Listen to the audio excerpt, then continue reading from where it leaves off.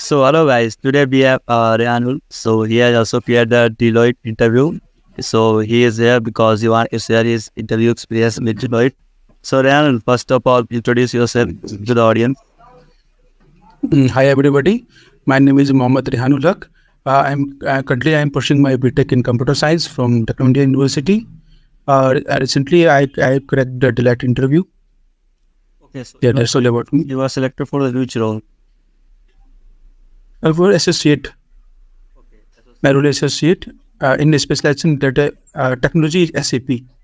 Okay so Rehanul, क्या आप discuss कर सकते हैं कि ये जो प्रोसेस था, होल प्रोसेस था, वो कितने राउंड पे बेस्ड था और क्या क्या प्रोसेस थे? ऑन कैंपस आया था कंपनियों या फिर ऑफ कैंपस आपने अप्लाई किया सर? डिलाइट में पहले ऑफ कैंपस अप्लाई किया था तो बट और NLH में भी था तो उसमें मेरा रेज्यूमे ही रिजेक्ट हो गया था। ठीक है, तो इसके बाद फिर जब कैंपस में कंपनी आई तो फिर वहाँ पे सिलेक्शन हो गया था, रेज्यूमे शॉर्टलिस्ट हो गया था। तो लगभग पूरे कॉलेज में, पूरी यूनिवर्सिटी में 400 कुछ बच्चे थे। ठीक है, 400 कुछ बच्चे का सिलेक्शन हुआ था वो टेस्ट देने के लिए। तो फर्स्ट राउंड था पहले फर्स्ट राउंड में पेपर था, एप्टीट्यूड का था, रीजनिंग था, इंग्लिश था और कुछ टेक्निकल क्वेश्चन कुछ ज़्यादा नहीं थे बट बेसिक टेक्निकल क्वेश्चन थे। ठीक, तो एप्टीट्यूड में लगभग 25 क्वेश्चन सारे में थे। ठीक है, टेक्निकल क्वेश्चन कम था। एप्टी में बेसिकली एप्टीट्यूड का क्वेश्चन, लॉजिकल रीजनिंग, क्वांटिटेटिव, ये सब। ओके, नहीं, एप्टीट्यूड में एप्टी अलग पार्ट, जिसमें मैथमेटिक्स वाला पार्ट था, रीजनिंग का अलग पार्ट था और इंग्लिश का अलग पार्ट था। दैट मीन्स क्वांटिटेटिव के लिए अलग, लॉजिकल रीजनिंग के लिए अलग, और कंप्यूटर फंडामेंटल्स के भी क्वेश्चन कुछ क्वेश्चन थे, मतलब इतने भी नहीं थे, ज़्यादा नहीं थे, बस कुछ ही क्वेश्चन थे। Like basics of computer fundamentals. हाँ बेसिक। तो इसके बाद आपका मतलब एप्टीट्यूड ऑब्वियसली क्लियर हुआ होगा, तभी आप सेकेंड प्रोसेस के लिए गए।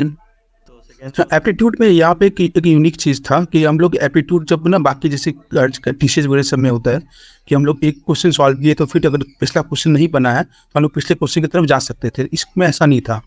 इसमें हर एक क्वेश्चन में हम लोग एक बार आगे बढ़ गए तो पीछे नहीं जा सकते थे। सेक्शन वाइज टाइमर था इसमें। हर एक सेक्शन का अपना टाइमर था। एक सेक्शन के लिए अलॉटेड टाइम था, लेकिन उस सेक्शन में भी आप रिवर्ट बैक नहीं कर सकते हैं अगर आपने कुछ नहीं अटेम्प्ट। सो वंस आपका जब क्लियर हो गया, जब एप्टीट्यूड राउंड, तो आपका जो इंटरव्यू था वो कितने दिन बाद लाइक शेड्यूल हुआ? जब एप्टीट्यूड राउंड जब क्लियर हो गया था तो फिर टोटल 15 बच्चे हमारे यूनिवर्सिटी सिलेक्ट हुए थे। ठीक है, तो 15 बच्चे सिलेक्ट हुए थे तो लगभग हफ्ते भर के अंदर आ गया था हमारा रिजल्ट कि इंटरव्यू शेड्यूल है। तो 1-2 दिन पहले हम लोगों को पता चल गया कि इस दिन इंटरव्यू है। इंटरव्यू हम लोग का शेड्यूल हुआ था सुबह 11:30 बजे मेरा था, 11 बजे से इंटरव्यू था, तो मेरा 11:30 बजे था। ऑनलाइन मोड में ही था इंटरव्यू। ये रहा। ओके, तो इंटरव्यू में बेसिकली आपका जो ड्यूरेशन था वो कितने देर का? इंटरव्यू टाइम 20 मिनट का था। 20 मिनट में ही आपका इंटरव्यू 20 मिनट में खत्म हो गया। तीनों राउंड एक साथ ही हो गया? 3 राउंड एक साथ ही था। एक ही पैनल मेंबर थे, तो वो मतलब जो हमारे इंटरव्यू ले रहे थे तो वो मतलब मैनेजर थे तो उनका कुछ 12 साल का एक्सपीरियंस था। उन्होंने जब अपने पहले उन्होंने अपना इंट्रोडक्शन दिया। ठीक है, तो जब हमारा इंटरव्यू शुरू हुआ तो पहले जो थे इंटरव्यूअर थे उन्होंने अपने इंट्रोडक्शन दिए, फिर हमारा इंट्रोडक्शन उन्होंने लिया।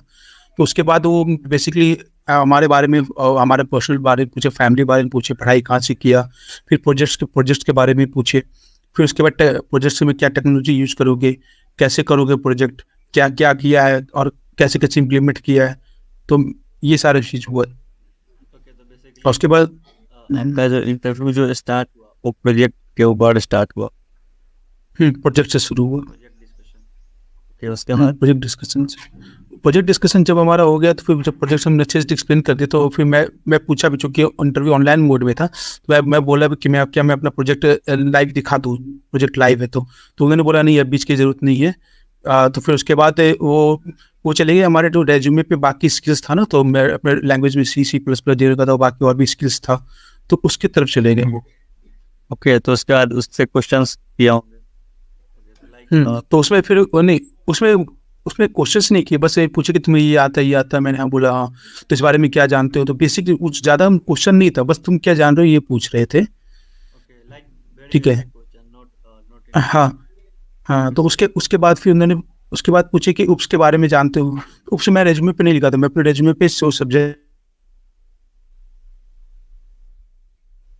फीचर एल्गोरिथम ये सारे सब्जेक्ट्स में लिखा था, बट उप्स का मैं जिक्र नहीं किया। तो उन्होंने उप्स के बारे में पूछा, उप्स जानते हो, तो उन्होंने बोला हाँ। तो फिर बोले उप्स के पिलर्स के बारे में बताओ, तो बाकी उप्स के साथ चारों पिलर्स के बारे में जब बता दिए, तो उन्होंने बोला कि कुछ रियल लाइफ एग्जांपल कैसे यूज करते हैं, तो वो बताने के लिए कहा गया।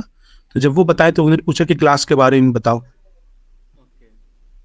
हाँ, तो उसके बाद जब सो आपका जो बेसिकली जो इंटरव्यू था वो प्रोजेक्ट से स्टार्ट हुआ, उसके बाद लाइक बेसिक क्वेश्चन C++ के, और इन द एंड क्वेश्चन किए। फिर उप्स से क्वेश्चन हुआ, तो उप्स से जब क्वेश्चन हो गया तो उसके बाद फिर हमारा ना ये हम लोग का EST होता है ना, EST जो होता है एंटरप्रेन्योरशिप स्किल डेवलपमेंट, तो वो हमने अपने रेज्यूमे में मेंशन कर रखे थे, और हैकाथॉन्स के बारे में मेंशन कर रखे थे कोच का। तो उस बारे में उन्होंने पूछा कि हैकाथॉन में कैसे क्या रहा था, कैसे पार्टिसिपेट किए थे, और EST क्या है। EST के बारे में जब अपना EST प्रोजेक्ट हम एक्सप्लेन कर रहे थे, जो हमारा बेसिकली था ऑनलाइन एम्बुलेंस सिस्टम, तो उस बारे में जब हम एक्सप्लेन कर रहे थे तो उसमें हम बताए कि वो बोले कि अच्छा तुम इसमें फिर ये क्या हो। तो फिर हम बताए थे हम लोग मार्केट रिसर्च किए थे, स्वॉट एनालिसिस किए थे, सारी चीज़। तो वो बेसिक, तो उसके बाद वो उसके बिजनेस पार्ट में वो चले गए। तो वो पूछे अच्छा बताओ स्वॉट एनालिसिस क्या होता है, ठीक है, उसको कैसे करते हो। तो वो सारा चीज़ उनको एक्सप्लेन किए थे, मार्केट रिसर्च कैसे करते हो, डेटा गैदरिंग कैसे करते हो, बिजनेस रिक्वायरमेंट कैसे समझो। तो ये सारी चीज़ क्वेश्चन पूछा था। बेसिकली लाइक प्रोजेक्ट में इन डेप्थ डिस्कशन आपका हुआ। हाँ, ये प्रोजेक्ट का टेक्निकल पार्ट तो जो मेरा फाइनल प्रोजेक्ट था उस पर हुआ था।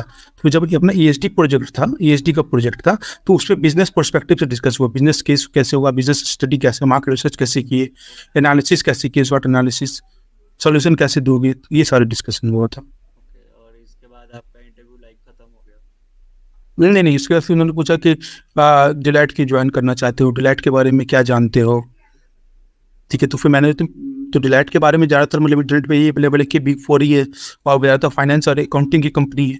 तो फिर उन्होंने तो जो मेरे पास इन्फॉर्मेशन था मैं वो बताया, तो वो उन्होंने बताया कि नहीं, फाइनेंस अकाउंटिंग तक नहीं है, कंपनी और ज़्यादा एक्सपेंड कर गई है, और ये कंपनी का बेसिकली गोल क्या है वो उन्होंने फिर एक्सप्लेन किया, सस्टेनेबल एनर्जी पे काम करना हो, तो ये सारी चीज़ उन्होंने फिर एक्सप्लेन किया था।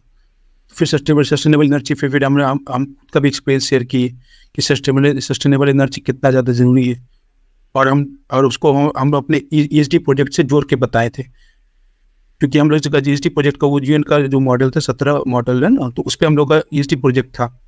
तो उसमें हम लोग बताया कि सस्टेनेबल डेवलपमेंट को हम लोग किस तरह से अपने प्रोजेक्ट से डिलीवर कर रहे हैं।